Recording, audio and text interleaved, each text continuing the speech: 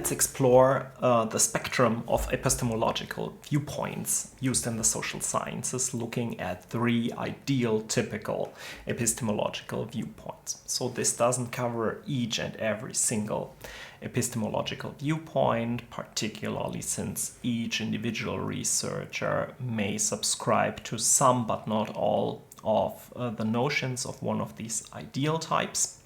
But we can kind of get a feel for the different notions that are out there, and these ideal types probably aren't really shared by very many specific individual researchers, and we have more something like a bandwidth spanning between these ideal types. And the terms for those are idealism, constructivism, and idealism. And particularly if we take the 2 poles of realism and idealism, they have also a meaning in colloquial language that's depicted by the graphic, the illustration below, where on the left-hand side we have this idea of the realists being really stern, looking at lots of data, doing really serious stuff, working hard. And that's the notion of what a realist is. So they kind of take the real world around them for granted and work within it. Whereas the idealist on the right-hand side is more driven by the visions and imagination, and by norms and values, self-chosen ones. So that's how this notion has been received, but the meaning within the social sciences is different, and within epistemology more broadly, it's certainly the inspiration for this more everyday understanding of realism and idealism, but it means something else. So in our case, it is describing specific practices and viewpoints about gathering knowledge, the limits, boundaries, purposes of gathering insights and knowledge. So what do we have in front of us if we talk about realism as an epistemological viewpoint? We can locate it within the broader framework of objectivism, and it says that there is knowledge about something that exists independent of one's mind. So there is a reality, there's something we can know that is not just in our minds. It's not contingent on our subjective perceptions. There is such a thing as an objective existence beyond our cognition, and it's accessible to us in some way, though probably not easily so. Epistemological realism, therefore, emphasizes the existence of an external reality that can be apprehended through our cognitive processes. And this has some implications. One implication is that, to varying degrees within a realist viewpoint, design and measurement in the social sciences is not necessarily fundamentally different from those used in natural science. Of course, it's probably not as straightforward to capture a psychological concept as it is to capture a physical concept, but it is not fundamentally different. We can develop ways that create a valid and reliable measurement, just like in the natural sciences. That also means the goal of our measurements is a clearly defined one. They capture reality because there is such a thing as reality.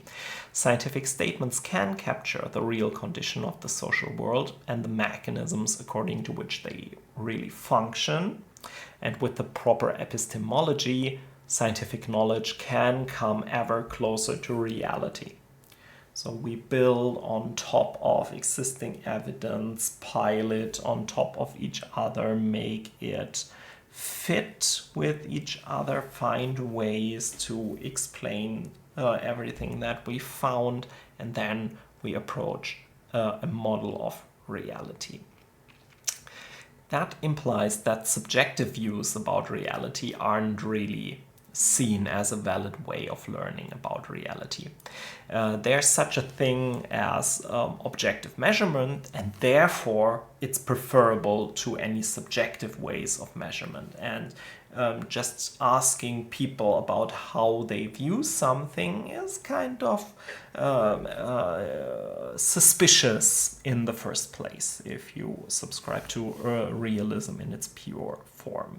So any gap between objective measurements on the one hand and subjective impressions on the other would be viewed as a deficiency of the subjective impression, as a bias in that subjective impression.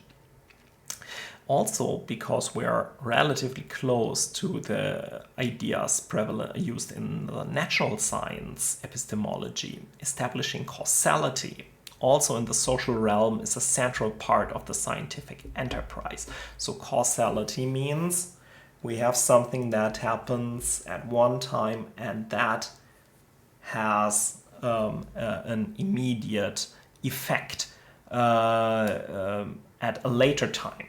So there's a time gap between the cause doing something and its effect that happens, and that is clearly linked to its cause. And such causal chains are the fundamental building block of theories according to realist epistemology, whereas the other epistemologies would also allow for the notion of finality. So a natural way of thinking about the social world is that we do things on purpose, that we have a goal that we have now at the moment, but we want to achieve it in the future.